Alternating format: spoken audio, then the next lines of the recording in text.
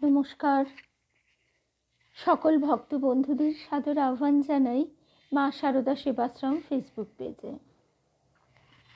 মা শারদা সেবাশ্রম ফেসবুক পেজে আজকে আমরা স্বামীজির অনুধ্যান দিয়ে শুরু করব। তারপর আবার আমাদের দেখা হবে বেদান্ত দর্শন ফেসবুক পেজে। আমরা শ্রী শ্রী রামকৃষ্ণ কথামৃত অনুধ্যান শুনব ঠাকুরের শ্রীচরণ প্রান্তে বসে। আজকে স্বামীজির অনুধ্যানে আমরা আবার ক্ষেত্রীতে এসে পৌঁছেছি। সকল ভক্ত বন্ধুদের শুভ সন্ধ্যা জানাই। ঠাকুর মা স্বামীজির শ্রীচরণে সাষ্টাঙ্গ প্রণাম নিবেদন করে শ্রী গুরুকে স্মরণ করে আমরা শুরু করছি আজকের প্রসঙ্গ। ভক্ত বন্ধুদের শুভ সন্ধ্যা জানাই। আমরা আবার ক্ষেত্রীতে এসে পৌঁছচ্ছে। এর আগে আমরা শুনেছিলাম যে ক্ষেত্রীর রাজার কোনো সন্তানাদি নেই। তিনি স্বামীজির কাছে আশীর্বাদ প্রার্থনা করেছিলেন এবং এখন আমরা দেখছি যে তার একটি পুত্র লাভ হয়েছে। শুভ সন্ধ্যা রিমা, মিনুদি, রূপা, জয়ন্তীদি, রুম্পা, মিনাদি, শুভ সন্ধ্যা। মিনুদি, শুভ সন্ধ্যা। সকল ভক্ত বন্ধুদের শুভ সন্ধ্যা জানাই।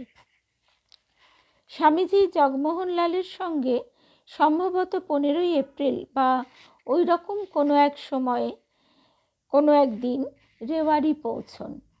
রেওয়াড়ি থেকে ক্ষেত্রী পৌঁছতে তখনকার দিনে প্রায় 1 সপ্তাহ লেগে যেত। ক্ষেত্রী রাজ্যের দিনলিপি থেকে যা জানা যায় সেখানে দেখা যাচ্ছে স্বামীজি 21শে এপ্রিল ক্ষেত্রী পৌঁছেছিলেন। সেই দিন থেকে 9ই মে পর্যন্ত সেখানে অবস্থান করে তিনি পুনর্বার মুন্সী জগমোহনলালের সঙ্গে 10ই মে ক্ষেত্রী ত্যাগ করেন। শুভ সন্ধ্যা বিলাসপুরের দিদি, চৈতালি, রিমা, শুভ সন্ধ্যা। স্বামীজি যখন ক্ষেত্রীতে পৌঁছলেন তখন রাজকুমার জয়সিংহের জন্মোৎসব চলছে। দিঘিতে নৌকা বিহার, তার তীরে নৃত্যগীত, আতশবাজি ইত্যাদি বহু প্রকার আমোদাহ্লাদের আয়োজন হয়েছে। স্বামীজি এই উৎসব ক্ষেত্রে উপনীত হলে ক্ষেত্রীরাজ অপর সকলের সঙ্গে দণ্ডায়মান হয়ে স্বামীজিকে অভ্যর্থনা জানালেন। শুভ সন্ধ্যা স্বপ্নাদি, মৌসুমী, চৈতালি, শুভ সন্ধ্যা। এবং রাজা তার পাদপদ্মে সাষ্টাঙ্গ প্রণাম করে তাকে 25 টাকার প্রণামী দিলেন। এরপর রাত্রি 10টায় গজারোহণে মানে হাতির পিঠে চড়ে স্বামীজি, ক্ষেত্রীরাজ ও অপর সম্ভ্রান্ত ব্যক্তিগণ রাজবাড়ির বাইরে যে উদ্যান সেখানে এলেন এবং সেখানেই তারা কিছুটা সময় কাটাবেন মনস্থ করলেন। শুভ সন্ধ্যা কাবেরী, দীপ্তি সরকার, স্বপ্নাদি, শুভ সন্ধ্যা। এরপর স্বামীজি রাজার সঙ্গে ছবি নিবাসে বসে রাত 11টা পর্যন্ত গল্পগুজব করলেন। এরপর একত্র আহারান্তে তারা রাত 12টায় নিজ নিজ শয়নকক্ষে চলে গেলেন। এইভাবে আলাপ ও উৎসবাদিতে কয়েকদিন কেটে গেল। মতান্তরে অবশ্য বলা হয় যে প্রথম দিনেই সমাগত সকলের সামনে সভা মধ্যে নবজাত কুমারকে আনা হলো এবং সেখানেই তিনি তার মাথায় হাত দিয়ে কল্যাণ বাক্য উচ্চারণ করে তাকে আশীর্বাদ করেন এবং চতুর্দিকে আনন্দের কলরব পড়ে যায়। আবার আরেক মতে বলা হচ্ছে যে এইভাবে কিছুদিন তো তিনি রইলেন। 9ই মে রাজকুমারকে আশীর্বাদ করবার জন্য স্বামীজিকে দেউড়ি বা মহিলাদের বাসস্থানে নিয়ে যাওয়া হলো। তিনি সেখানে প্রাণ খুলে তাকে আশীর্বাদ করলেন। শুভ সন্ধ্যা শুক্লা, রূপা, শুক্লা দত্ত, রূপা, শুভ সন্ধ্যা। ক্ষেত্রীতে একটি বিশেষ ঘটনা মর্মস্পর্শী। এই ঘটনাটির কথা আমরা জানি, কিন্তু যতবারই জানা যাক না কেন ততবারই আমাদের নতুন করে মনটি উচ্চ দিকে ধাবিত হয় এবং আমাদের মনে এক বিশেষ বলেরও সঞ্চার হয় যে আমরাও কিন্তু শুরু করতে পারি। ক্ষেত্রীর যে ঘটনাটি, এবার সেটি শুনি। স্বামীজির একটা নতুন দিকে চোখ খুলে গেল। এক সন্ধ্যায় এক নর্তকী গান গেয়ে রাজার চিত্ত বিনোদন করেছিল। সঙ্গীতের আরম্ভকালে স্বামীজি নিজের ঘরেই ছিলেন।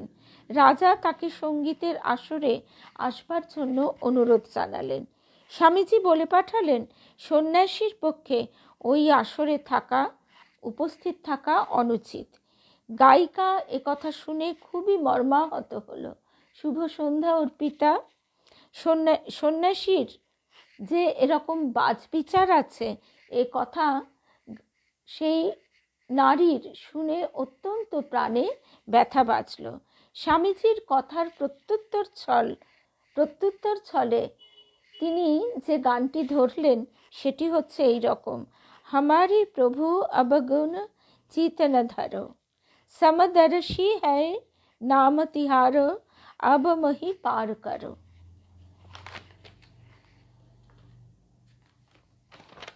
স্বামীজি সঙ্গীতটি শুনে হৃদয় আকুল হয়ে উঠল। সঙ্গীতের মধ্যে দিয়ে সেই বাইজি যেন তাকে এক ভুলে যাওয়া সত্য স্মরণ করিয়ে দিচ্ছেন। জগতে ব্রহ্ম ব্যতীত দ্বিতীয় বস্তু নাই। সর্বং খল্বিদং ব্রহ্ম। সর্ববস্তুর পশ্চাতে এক অভিন্ন ব্রহ্ম সত্তা বিরাজিত। এমনকি ঘৃণিতা নারীতেও তিনি বিদ্যমান। অতএব স্বামীজি আসরে এসে সকলের মধ্যে উপবিষ্ট হলেন। এই ঘটনার কথা উল্লেখ করে তিনি পরে বলেছিলেন, গানটি শুনে আমার মনে হলো এই কি আমার সন্ন্যাস? আমি সন্ন্যাসী, অথচ আমার ও এই নারীর মধ্যে আমার ভেদ জ্ঞান রয়ে গেছে। সেই ঘটনাতে আমার চোখ খুলে গেল। সর্ববস্তু সেই একই সত্তার অভিব্যক্তি জেনে আমার আর কাউকে নিন্দা করার জো ছিল না। যদিও বাংলা জীবনীতে বলা হচ্ছে একটু অন্যভাবে, যে ঘটনাটা একই, তবে সেখানে এইভাবে বলা হয়েছে এই ঘটনাটি সম্ভবত ক্ষেত্রীরাজের জয়পুরের বাড়িতে সংঘটিত হয়। এই গ্রন্থকারের মতে স্বামীজি অন্যত্র ধ্যানমগ্ন ছিলেন। ক্ষেত্রীরাজের আহ্বানে প্রমোদ উদ্যানে আসেন। সেখানে নর্তকীর সঙ্গীতের আয়োজন হয়েছিল। স্বামীজি এলে রাজার আদেশে সঙ্গীত আরম্ভ হবে। এমন সময় স্বামীজি আসর ত্যাগ করতে উদ্যত হন, কেননা সন্ন্যাসীর পক্ষে বামা কণ্ঠের সঙ্গীত শ্রবণ অবাঞ্ছনীয়। রাজা তখন অনুরোধ করেন একটি গান শুনে যান। সে গান শুনলে সাধারণের মনেই অতি উচ্চ ভাবের উদয় হয়। অগত্যা স্বামীজি বসলেন এবং তারপর ওই গান শুরু হলো। গান শুনে স্বামীজি বাইজিকে বলেন, মা, আমি অপরাধ করেছি, আপনাকে ঘৃণা করে উঠে যাচ্ছিলাম, আপনার গানে আমার চৈতন্য হলো। ঠিক যেমনভাবে আমরা আদি শঙ্করাচার্যের কথাও শুনেছি। হ্যাঁ, এখানে সেই জন্য পাদটিকায় স্বামী গম্ভীরানন্দজি মহারাজ এই কথাটিও লিখেছেন। আমরা এমনিতে অনুসরণ করছি যুগনায়ক স্বামী বিবেকানন্দ বইটিকে, প্রথম ভাগের একদম শেষ পর্যায়ে আছি, আর সেই জন্যই উনি পাদটিকায় এই কথাটিও বলে দিয়েছেন। তো ঠিক শঙ্করাচার্য, আদি শঙ্করাচার্য, তারও কিন্তু এই রকম ভ্রান্তি এসেছিল। এই কারণেই চণ্ডীতে যখন বলা হয় যে ভ্রান্তি রূপেণ সংস্থিতা, তিনি ভ্রান্তি রূপেও আমাদের ভিতরে রয়েছেন। এরপর আমরা দেখছি যে 10ই মে স্বামীজি রাজকীয় গোযানে চড়ে ক্ষেত্রী ত্যাগ করলেন। মুন্সিজি বম্বে পর্যন্ত যাবেন বলে তার সঙ্গে চললেন। তারা জয়পুর থেকে আবু রোডে পৌঁছলেন এবং স্বামীজির পূর্ব পরিচিত এক রেল কর্মচারীর বাসায় রাত্রি যাপন করলেন। এখানে আবু পাহাড় থেকে আগত স্বামী ব্রহ্মানন্দ ও স্বামী তুরীয়ানন্দ শুভ সন্ধ্যা সরস্বতী, হ্যাঁ রূপাও তাই লিখছে।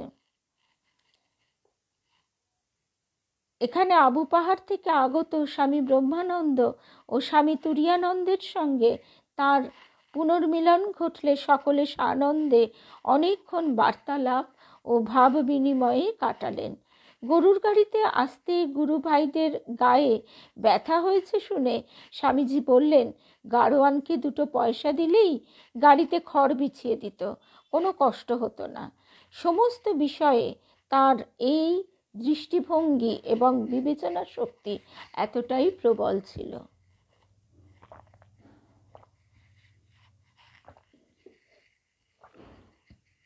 স্বামীজির সঙ্গে ওই সময়ে স্বামী তুরীয়ানন্দের যে বার্তালাপ হয়েছিল তাতে স্বামী তুরীয়ানন্দ পরে বলেছিলেন, সেই সময়ে স্বামীজির গোটা কয়েক মন্তব্য আমার স্পষ্ট মনে আছে।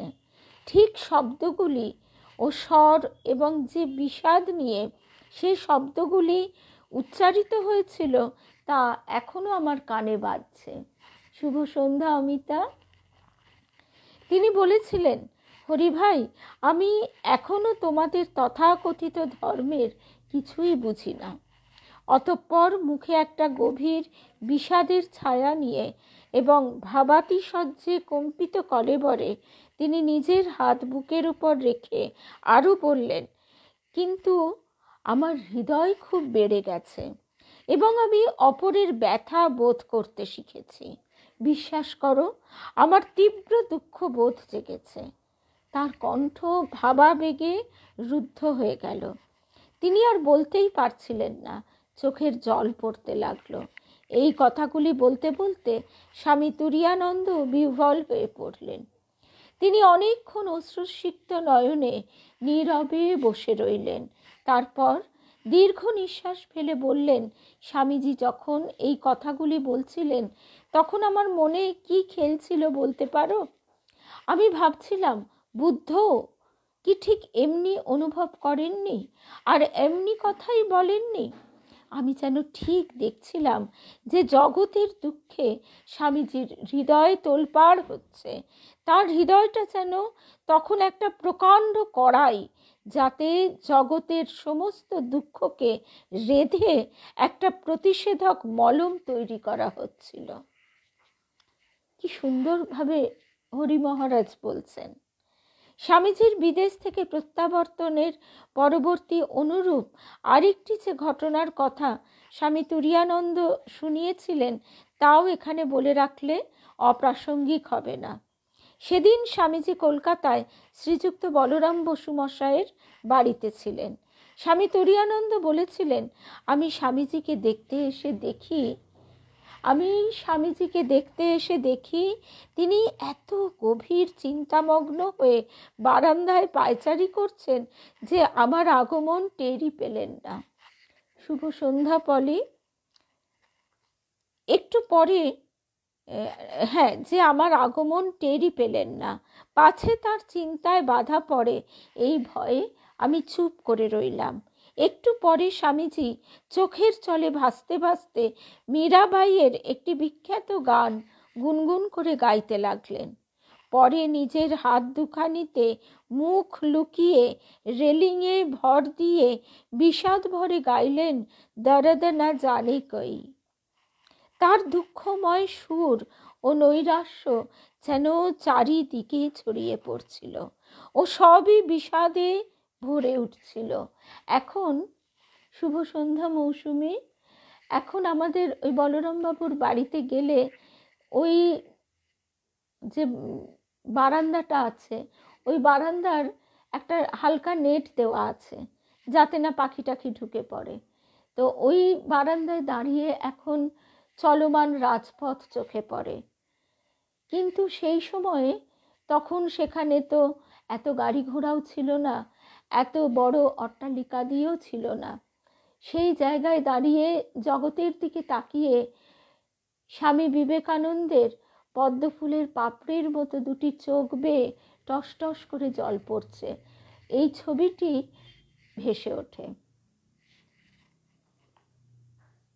আজকে আমরা হরি মহারাজ মানে স্বামী তুরীয়ানন্দজির দু একটা কথা শুনবো, কারণ ওই যে বললাম আমাদের এত এত প্রসঙ্গ থাকে, না হলে আবার কবে আমরা স্বামী তুরীয়ানন্দজির কথা শুনতে পাবো বলে ফেলে রাখবো না।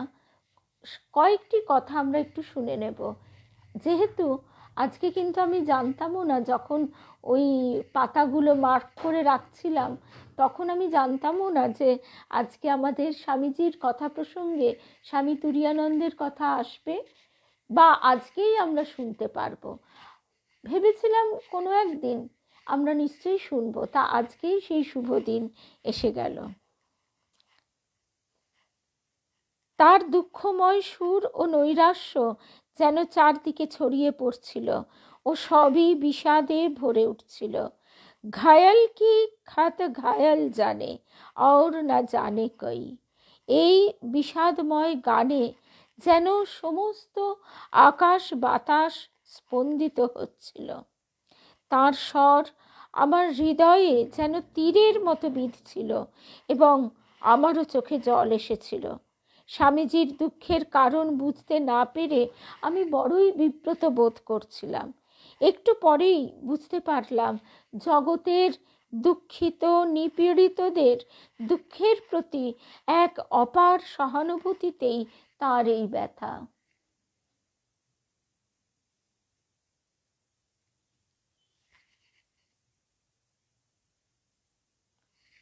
অবশ্যই রূপা, এই যে কথাটি তুমি লিখছো এটাই সম্ভবত ওই স্বামীজির যে আরেকটি বাংলা জীবনী পাওয়া যায় তাতে আছে, এবং নিশ্চয়ই চন্দনা চক্রবর্তীর গলায় অবশ্যই শুনব।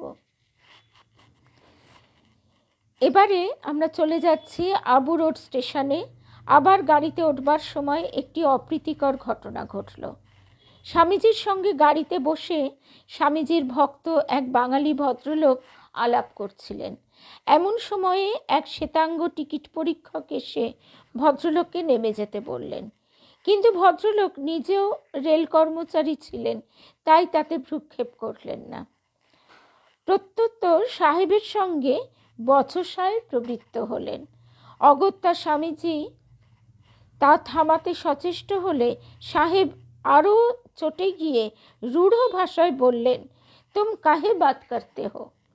সামান্য সন্ন্যাসী ভেবে এক ধমকে থামিয়ে দেবার উদ্দেশ্যেই সাহেব হিন্দির সাহায্য নিয়েছিলেন। কিন্তু স্বামীজি যখন ইংরেজিতে গর্জে উঠলেন, তুম তুম করছো কাকে? উচ্চ শ্রেণীর যাত্রীর সঙ্গে কি করে কথা বলতে হয় জানো না? আপ বলতে পারো না? তখন টিকিট পরীক্ষক সাহেব বেগতিক দেখে বলে উঠলেন, অন্যায় হয়েছে, আমি ও ভাষাটা ঠিক মতো ভালো মতো জানি না, আমি শুধু ও লোকটাকে। স্বামীজির আর সহ্য হলো না। কথা শেষ করতে না দিয়েই তিনি তীব্র কণ্ঠে বলে উঠলেন, তুমি এই বললে হিন্দি ভাষা জানো না, এখন দেখছি তুমি তোমার নিজের ভাষাও জানো না। লোকটা কি? ভদ্রলোক বলতে পারো না? তোমার নাম ও নম্বর দাও, আমি উপরওয়ালাদের জানাবো। ততক্ষণে চারিদিকে ভিড় জমে গেছে এবং সাহেবও পালাতে পারলে বাঁচেন। স্বামীজি তবু বললেন, এই শেষ বলছি, হয় তোমার নম্বর দাও, নতুবা লোকে দেখুক তোমার মতো কাপুরুষ দুনিয়ায় নেই। তিনি ইংরেজিতে, এখানে ইংরেজি ভাষাটা নেই, পুরোটাই বাংলাতেই আছে, তবে উনি লোকটাকে বলতে ফেলো এই কথাটা ব্যবহার করেছিলেন, যেটা একেবারেই সম্ভ্রমসূচক ভদ্র ইংরেজি প্রয়োগ নয়। ততক্ষণে চারিদিকে ভিড় জমে গেছে, আর সাহেবেরও অত মান অপমান ভাববার সময় নেই। তিনি ঘাড় হেঁট করে সরে পড়লেন। শ্বেতাঙ্গ চলে গেলে স্বামীজি জগমোহনের দিকে ফিরে বললেন, ইউরোপীয়দের সঙ্গে ব্যবহার করতে গেলে আমাদের কি চাই দেখছো? এই আত্মসম্মান জ্ঞান। আমরা কে, কি দরের লোক না বুঝে ব্যবহার করাতেই লোকে আমাদের ঘাড়ে চড়তে চায়। অন্যের নিকট নিজেদের মর্যাদা বজায় রাখা চাই। তা না হলেই তারা আমাদের তুচ্ছ-তাচ্ছিল্য ও অপমান করে। এতে দুর্নীতির প্রশ্রয় দেওয়া হয়। শিক্ষা ও সভ্যতায় হিন্দুরা জগতের কোনো জাতির চেয়ে হীন নয়, কিন্তু তারা নিজেদের হীন মনে করে বলেই একটা সামান্য বিদেশিও আমাদের লাথিঝাঁটা মারে, আর আমরা চুপ করে তা হজম করি।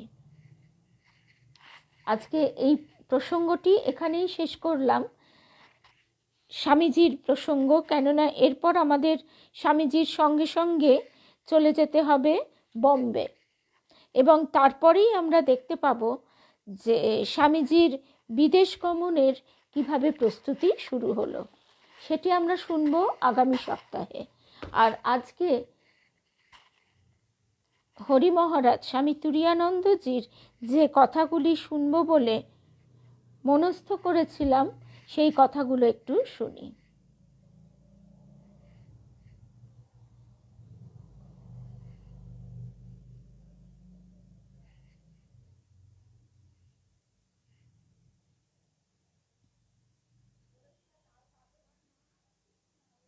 তার আগে আরেকটি কথাও শুনে নিই। স্বামী তুরীয়ানন্দের স্মৃতিকথা এই বইটা থেকে পড়ছিলাম। তো সেখানে তিনি কি সুন্দরভাবে ভূমিকাতে স্বামী চেতনানন্দজি মহারাজ লিখছেন, সেই কথাটিও একটু শুনি। গীতা উপনিষদের বাণী যুগ যুগ ধরে মানব মনে শান্তি ও আনন্দের বার্তা বহন করে চলেছে ও চলবে। স্বামী তুরীয়ানন্দের জ্ঞানের আলো চিরদিন মোহান্ধকারে মুগ্ধ মানবকে পথ দেখাবে। তার অমর কথা ভেঙে পড়া মানুষকে সাহস দেবে, সাধু ভক্তদের আধ্যাত্ম জীবনে অনুপ্রাণিত করবে। আর স্বামী তুরীয়ানন্দের কথা বলতে গেলেই আমার বিশেষভাবে মনে পড়ে যায় কাশীপুরের সেই ঘটনাটি। ঠাকুরকে দেখতে এসেছেন, আর এমনিতেই স্বামী তুরীয়ানন্দের একেবারে শৈশবকালে মাতৃবিয়োগ হয় 5-6 বছর বয়সে, এবং তারপরে তার 12 বছর বয়সে পিতৃবিয়োগ হয়। তিনি একদম শৈশবকাল থেকেই আধ্যাত্মিক মননে নিজের মনকে গঠন করবার দিকে প্রয়াসী ছিলেন। যেমন তার উপনয়ন হয় 9 বছর বয়সে। তার 2 দাদা ছিল, বড় বৌদি তাকে বিশেষভাবে মাতৃস্নেহে প্রতিপালন করছিলেন। কিন্তু তারপর তো আমরা দেখি যে ঠাকুরের কাছে এসে তিনি তো সর্বত্যাগী, ঠাকুরের পার্ষদ, তিনি অন্তরঙ্গ পার্ষদ। তো সেই একদিনের একটা ছোট্ট ঘটনা, যে তিনি গঙ্গা স্নানে নেমেছেন, তখনকার গঙ্গায় কুমির আসত, একথা আমি আমার বাবার মুখেও শুনেছি। তা সেই ঘড়িয়াল, যেগুলো সরু সরু মুখ, সেই কুমিরগুলো, তো সেই কুমির এসছে বলে ঘাটে সবাই উঠে পড়ছে। তখন ছোট্ট ছেলে বালক হরিনাথ, সেও কিন্তু ভয়ে হুড়মুড় করে উঠতে গিয়েই আর উঠল না। সে তখন সেই জলে দাঁড়িয়ে দাঁড়িয়ে স্মরণ করতে লাগলো, আমি তাহলে কি রক্ষা করবার জন্য উঠে যাচ্ছি? আমার দেহ, অথচ আমি প্রতিদিন উচ্চারণ করি আমি দেহ নই, মন নই, আমি শুদ্ধ বুদ্ধ আত্মা। তাহলে আমি কাকে রক্ষা করতে চাইছি? কিসে ভয় পাচ্ছি? এই বলে তিনি সেখানেই শুভ সন্ধ্যা রেণুকা দিয়ে, তোমাকে দেখতে পেলে খুব ভালো লাগে লাইভে। তো যেমন শম্পাকে, তোমাদের লাইভে দেখলে সত্যি বড় ভালো লাগে। তো তারপরে তিনি তখন ওই স্নান সমাপন করলেন, আর ঈশ্বরের ইচ্ছায় তাকে কুমির কোনোভাবে কোনো রকমই আক্রমণ করলো না। তো এই ছোট ছেলেটি, তখন তার 10-11 বছর বয়স, তখন থেকেই তার জীবনের এই ভাব আমরা দেখতে পাই। তারপরে যে কথাটি, এগুলো টুকরো টুকরো কথা, কিন্তু এত সুন্দর। শুভ সন্ধ্যা লক্ষ্মী। প্রখ্যাত সাহিত্যিক প্রমথনাথ বিশি শ্রীরামকৃষ্ণ ও তার শিষ্যদের সম্বন্ধে সুন্দরভাবে লিখছেন, কোনো জড়বস্তুর সঙ্গে নির্বিকার চৈতন্যের তুলনা যদি চলে, তবে সে বস্তু চিরহিমানী স্তূপ। শুভ সন্ধ্যা। কোনো জড়বস্তুর সহিত নির্বিকার চৈতন্যের তুলনা যদি চলে, তবে সে বস্তু চিরহিমানী স্তূপ। হিমাচলের নিরুদ্দিষ্ট উত্তুঙ্গতায় চিরসংহত। হ্যাঁ গো, জানি তো রেণুকাদি, তবু তিনি তোমাকে টেনে রেখেছেন তার দিকে। হিমাচলের নিরুদ্দিষ্ট উত্তুঙ্গতায় চিরসংহত তুষারপুঞ্জ বিরাজমান। ঠাকুর শ্রীরামকৃষ্ণ ওই চিরহিমানী স্তূপ, নির্বিকার চৈতন্য। তার শিষ্যগণ নদ নদী প্রবাহ, সক্রিয় চৈতন্য। আমরা স্বামীজির অনুধ্যান শুনছি, তার মানে আমরা এখন পুণ্য স্নানে অবগাহন করছি। কুম্ভ স্নানের জন্য অধীর হবার কিছুই নেই। তখনই মনে হয় যে আমরা যদি তাদের জীবন অনুধ্যানে অবগাহন করতে পারি, তাহলেই আমাদের যথার্থ পুণ্য স্নান হয়। আর ঈশাত্মানন্দজি মহারাজ কি সুন্দর করে বলছেন, সত্য, জ্ঞান এবং আনন্দ, এই ত্রিবেণী সঙ্গমে নিত্য স্নান করো। তার শিষ্যগণ নদ নদী প্রবাহ, সক্রিয় চৈতন্য। রামকৃষ্ণের বিশুদ্ধ চৈতন্যই শিষ্য প্রবাহে বিগলিত হইয়া প্রচণ্ড বেগে অকৃপণ ঔদার্যে একটা সমগ্র দেশকে সিক্ত সিঞ্চিত গততৃষ্ণ করিয়াছে। চিরহিমানীকে মানব নিরপেক্ষ নিষ্ক্রিয় মনে করিলেও বস্তুত তাহা নয়। আত্মবিগলিত ধারায় মর্তজনের তৃষ্ণার ঘাটে ঘাটে সে প্রবাহিত। আত্মবিগলিত ধারায় মর্তজনের তৃষ্ণার ঘাটে ঘাটে সে প্রবাহিত। রামকৃষ্ণ ও তার শিষ্যগণকে একীভূত করিয়া দেখিতে হইবে, তবেই তাহার লীলার সমগ্র রূপ দেখিতে পাইবার সম্ভাবনা। প্রমথনাথ পিসি লিখছেন ভূমিকায়। শুভ সন্ধ্যা রুমাদি।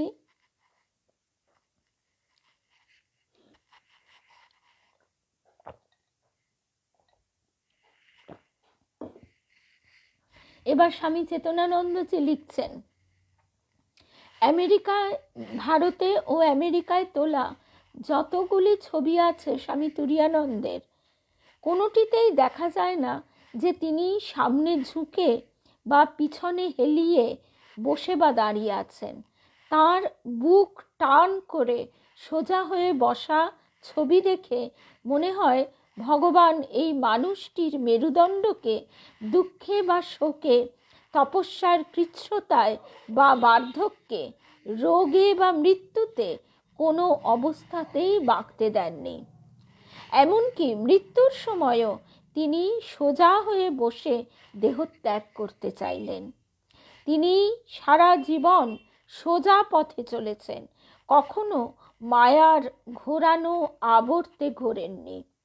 তার স্ফীত বক্ষ ইঙ্গিত করে স্বামী তুরীয়ানন্দের অন্তরের শক্তি ও সাহস তার পাঁজরাগুলিকে ফাঁপিয়ে তুলেছে। সুদৃঢ় গ্রীবায় প্রকাশ পেয়েছে তার চারিত্রিক দৃঢ়তা, স্থিরতা ও নিষ্ঠা। চোখের দীপ্তিতে ফুটে উঠেছে ত্যাগ ও বৈরাগ্যের বহ্নি। তার বিশাল কপালে জ্বলজ্বল করছে মেধা, শাস্ত্রজ্ঞান। সারা মুখে সরলতা ও পবিত্রতা, জ্ঞান ও ভক্তির গাঢ় প্রলেপ। তার প্রতি পদক্ষেপ বুঝিয়ে দেয় যে তিনি মাটি নয়, মায়াকে মারিয়ে চলেছেন। দেহবোধ শূন্য, দেহস্থ অপি অদেহস্থ। আর তার কণ্ঠে ধ্বনিত হতো বেদান্তের বাণী, পবিত্র হও, মায়া মোহের বন্ধন শৃঙ্খল ভেঙে ফেলো, এই জীবনেই মায়া প্রপঞ্চকে উড়িয়ে দিয়ে আত্মজ্ঞান লাভ করো। স্বামী তুরীয়ানন্দের জীবনে জ্ঞান ও ভক্তির সমন্বয় হয়েছিল। দ্বৈত ভূমিতে অবস্থানকালে তিনি মা মা বলে চোখের চলে জগৎ ভাসাতেন। আবার অদ্বৈত ভূমিতে উঠে অহং ব্রহ্মাস্মি বলে জগৎ নস্যাৎ করতেন। উপযুক্ত গুরুর উপযুক্ত শিষ্য। এই প্রসঙ্গে স্বামী স্বপ্রকাশানন্দ তুরীয়ানন্দের একটি স্মৃতি আমাকে 1977 সালে কাশীতে বলেছিলেন। আমরা প্রাচীন ভারতের সাধক, ওই নামটা কি একটু ভুল বলছি, যাই হোক, স্বামী চেতনানন্দেরই যে প্রাচীন ভারতের সাধক, ওই যে বইটা দুটো খণ্ড আছে, আমরা এই মা শারদা সেবাশ্রম থেকেই শুনেছিলাম। পুরো দুটো বইয়ের পূর্ণ অনুধ্যান হয়েছিল, সেখানে এই ঘটনাটি আমরা শুনেছিলাম। তবু আরও একবার তো শোনাই যেতে পারে। 1977 সালে কাশীতে স্বপ্রকাশানন্দ এই স্মৃতিচারণটি করেছেন স্বামী চেতনানন্দজির কাছে। শুভ সন্ধ্যা শুভ্রাদি। আমি একদিন হরি মহারাজের সঙ্গে হরিদ্বারে ব্রহ্মকুণ্ডে বেড়াতে গেছিলাম। রাস্তার পাশে এক খাবারের দোকানের সামনে এক হালুইকর বড় কড়াতে জিলিপি ভেজে চিনির রসে ফেলছিল। তা দেখে হরি মহারাজ চিৎকার করে বললেন, সুরেন, ওই জিলিপি আমাদের আদর্শ, ওই জিলিপি আমাদের আদর্শ। জ্ঞানরূপ ঘিতে ভেজে ভক্তিরূপ চিনির রসে নিজেদের ডোবাতে হবে। গরম জিলিপিতে কামড় দিলে বাইরে মচমচ করে, কিন্তু ভিতরটা রসে ভরা। হরি মহারাজের কথায় এবং উদাহরণে আমার মনটা ভরে গেল। আমাকে তিনি বুঝিয়ে দিলেন, আমাদের জীবনের উদ্দেশ্য কেবল শুষ্ক জ্ঞান নয়, বা কেবল ভাবালু ভক্তি নয়, জ্ঞান মিশ্রা ভক্তি। আরেকটু আছে, ভক্ত ও জ্ঞানী সাধুসঙ্গ বা সৎরূপী আত্মার সঙ্গ থেকে উপকৃত হন ও আনন্দ পান। ভক্ত ও জ্ঞানী সাধুসঙ্গ বা সৎরূপী আত্মার সঙ্গ থেকে উপকৃত হন ও আনন্দ পান। শুভ সন্ধ্যা শুভ্রা রয়। শুভ সন্ধ্যা। ভক্তি ও ভগবৎ সঙ্গ থেকে সঞ্চারিত হয়। ভক্তি ভগবৎ সঙ্গ থেকে সঞ্চারিত হয়। প্রকৃত সাধুসঙ্গ সত্যই দুর্লভ। শঙ্কর বলেছেন, দুর্লভ মহাপুরুষ সংশ্রয়। ভক্ত কবি তুলসীদাস গেয়েছেন, বিনু সৎসঙ্গ না হরি কথা, তেহি বিনু মহন ভাগ, মহ গায়ে বিনু রাম পদ, হঙ্গ না দৃঢ় অনুরাগ। অর্থাৎ সৎসঙ্গ ব্যতীত হরি কথা হয় না। হরি কথা না হলে মোহ দূর হয় না, এবং মোহ না গেলে ভগবত আচরণে দৃঢ় অনুরাগ হয় না। আবার জ্ঞানী শঙ্কর আমাদের সৎসঙ্গের মহিমা শোনান। সৎসঙ্গত্বে নিঃসঙ্গত্বং, নিঃসঙ্গত্বে নির্মোহত্বম, নির্মোহত্বে নিশ্চলতত্বং, নিশ্চলতত্বে জীবন মুক্তি। অর্থাৎ সৎসঙ্গ লাভ হলে সঙ্গহীনতা আসে। সৎসঙ্গ লাভ হলে সঙ্গহীনতা আসে। আমরা এই যে হই হুল্লোড় হুজুগ বিভিন্ন লোকের সঙ্গে মেলামেশা করি, তার ফলে কি হয়, প্রত্যেক মানুষের ভিন্ন ভিন্ন ভাবতরঙ্গ আমাদের মনের মধ্যে একটা অস্থিরতা সৃষ্টি করে। যখন জল জমে থাকে, তাতে বৃষ্টি ফোঁটা পড়ে, তখন কতগুলো বৃত্ত হতে থাকে। এইভাবে অনবরত বিভিন্ন মানুষের সঙ্গে মেলামেশা করলে তাদের মনের ভাবতরঙ্গ আমাদের মনের যে আকাশ বা মনের যেখানে প্রতিবিম্ব পড়বে, তার সেই জায়গাটিকে এইভাবেই বিক্ষিপ্ত করে দেয়। অনেকে বলবেন হয়তো যে ভক্ত সঙ্গ, কিন্তু না, সেখানেও একটা কথা আছে। যেহেতু আমাদের কাঁচা আমি, তাই বেড়া দেবার বিশেষ প্রয়োজন। কারণ বিভিন্ন ভক্তের বিভিন্ন ভাব, প্রত্যেকে তার নিজ নিজ ভাব অনুযায়ী এগিয়ে চলে, সেই জন্য অন্য অন্য ভাবগুলিও আমাদেরকে বিক্ষিপ্ত করে। সেই জন্যই বলা হচ্ছে, সৎসঙ্গ লাভ হলে সঙ্গহীনতা আসে। ঠাকুর, মা, শ্রী গুরু তাদের ছবির দিকে তাকিয়ে থাকা সবচেয়ে তো বড় সৎসঙ্গ। সঙ্গহীন অবস্থা হলে মোহ চলে যায়, মোহ গেলে নিশ্চলতা আসে এবং নিশ্চলত্ব এলে জীবন মুক্তি ঘটে। 1916 সালের 8ই জুলাই আলমোড়া থেকে একটি চিঠিতে তিনি স্বামী তুরীয়ানন্দ তার আত্মকথা ব্যক্ত করেন। জীবন মুক্তি সুখ প্রাপ্তি হেতবে জন্মধারিতম আত্মনা নিত্য মুক্তেন না তু সংসার কাম্যয়া। বিবেক চূড়ামণি থেকে। যখন শঙ্করাচার্যের কৃত এই শ্লোক প্রথম পড়েছিলাম, কি এক অদ্ভুত আনন্দ ও আলোকের অবতারণা হয়েছিল তার আপনাকে কি জানাবো। যেন জীবনের ইতিকর্তব্যতা তখনই জাজ্জল্যমান হয়ে উঠল এবং সকল সমস্যার সম্পূর্ণ সমাধান আপনা হতেই হয়ে গেল। তখন বুঝলাম মনুষ্য দেহ ধারণের উদ্দেশ্য আর কিছুই নয়, জীবন মুক্তি, সুখ প্রাপ্তি এর একমাত্র প্রয়োজন। আর একদম শেষ প্রসঙ্গ, 1964-65 সালে আমরা যখন বেলুড় মঠে ট্রেনিং সেন্টারে ছিলাম, তখন বলছেন স্বামী চেতনানন্দজি, তখন সন্ধ্যায় ধ্যান জপের পর ঠাকুরের ভোগের ঘণ্টা পড়লে প্রাচীন সাধুদের কথা, এই ঘটনাটিও আছে। ভোগের ঘণ্টা পড়লে আধ ঘণ্টার জন্য স্বামী নির্বাণানন্দের কাছে যেতাম। তিনি আমাদের ঠাকুরের শিষ্যদের অনেক পুরনো কথা বলতেন। একদিন তিনি হরি মহারাজকে বলেন, মহারাজ, মা বাপ ছাড়লুম, ঘর বাড়ি ত্যাগ করলুম, আপনাদের সান্নিধ্যে এলুম, কই এখনো তো ভগবান লাভ হলো না।